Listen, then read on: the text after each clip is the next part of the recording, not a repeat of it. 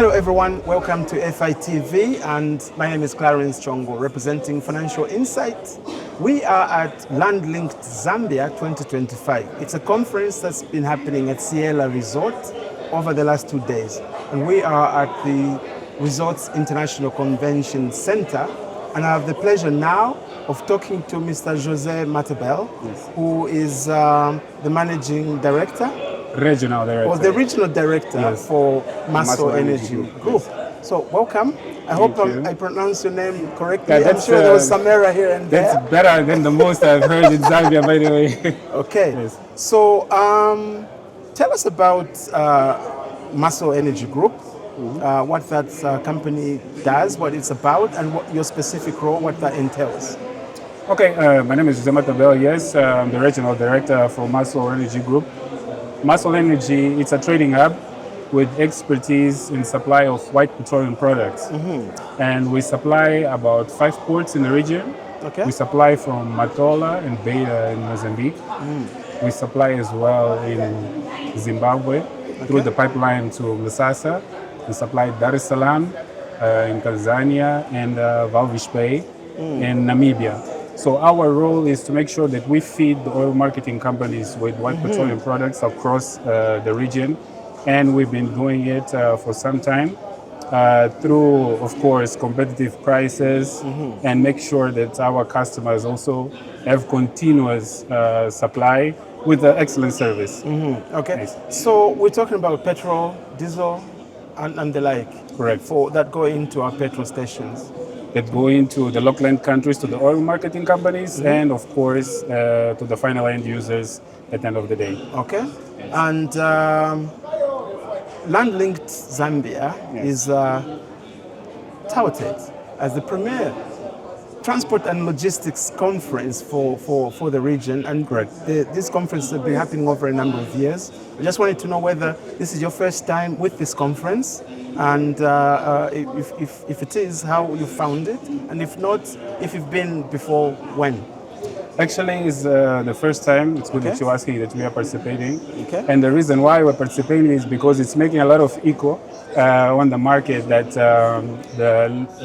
the conference is happening. Yeah. Because this is the place on which the transporters gather together, and the transporters are playing a very critical role on the supply chain of white petroleum products specific for ourselves. Although we are in the process of development, certain areas such as Ndola right now, between Ndola and Dar es Salaam, there is a pipeline going on. Oh, wow. So we need to make sure that these transporters that made huge investments on logistics, that got loans at the banks, that have drivers with families, also get jobs. Yeah. So in that line, we make sure that the other sides of Zambia also get access to white petroleum products, 2 road tanks. We import from Beira, we import from Masasa in Zimbabwe, and as well as Dar es Salaam. However, we have the pipeline going on, we understand that, but we make sure that we still do road imports because we still have room to supply. Okay. And I have to mention that the pipeline only supplies diesel. Okay. So when we talk about petrol, this is still under the supply chain of road tankers, and we make sure that we have this consistent supply and we provide a quality service for our customers. Do you know what? I've always wondered, and since you are right in the industry, you might be the right person to ask this question. Why is it that when pipelines are considered, it's only diesel that's in scope and rarely ever petrol? Okay, because first thing first, because of the consumption. And the reason why we don't have petrol is because the pipeline is just only one. Pipe is a tube, correct? And we can only have one product passing through the pipeline. Okay. That's the main reason why at the moment we only have one product. But of course, there are projects that are in place in order to have actually a larger pipeline that we can support both products and other products, because the country not only consumes diesel and gasoline. You're talking about kerosene as well for the houses, and also other products, the future that we're talking about, the LNG for gas. So this is what we are looking into the long term. But for now, I'm positive that we will be having as well a pipeline for gasoline. Okay. But that's the future to come. When we are talking about infrastructure in Africa, you see, you have Zambia in the center, then you have Tanzania this side, and we have Angola on the other hand on west coast, and the projects the president mentioned yesterday, that the projects that are coming through, and there is these agreements that have been signed between both countries, and we believe that in the near future it will happen. Although we're still looking into investment from our partners, foreign partners, in order to invest in our land, so we can have this trade among ourselves going in the long run. Okay, great. So this conference has been happening over the last 3 actually. We started with sports. Golf, yeah. Did you play? No, I don't play golf, Okay. Unfortunately. No, I don't play golf. But Too boring. I still have space to do. No, actually, no. I'm really, I had lessons, to be honest with you. I had lessons, but I never tapped into it because most of my life I was playing volleyball, and I served the country for 17 years. But I'm interested in golf because it's a game that explores the mind.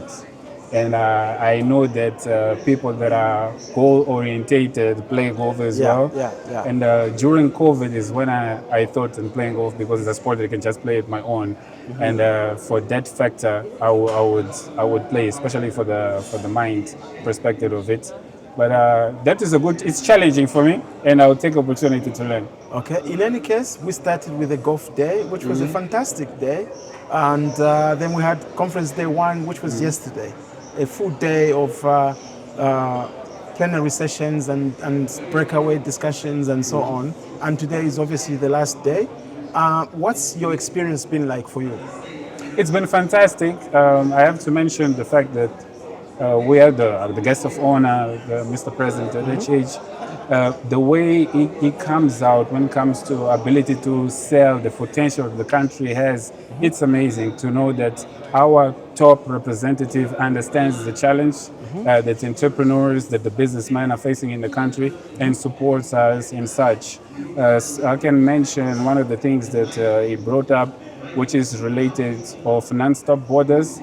This is something that we just picked up, and we will make sure that on our inter-country trade, we have this communication. It's happening already with the border between Zimbabwe and Zambia, on which the trucks from when crossing to Zambia from Zimbabwe, all the data that is on the Zimbabwe system is also on the Zambian system simultaneously. So that will create a fast crossing or fast trade among countries.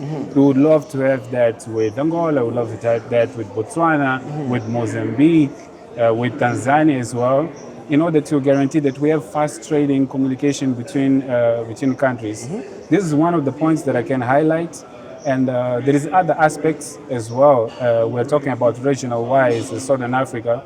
It would be interesting if we understand that we are just one land and we have a common goal.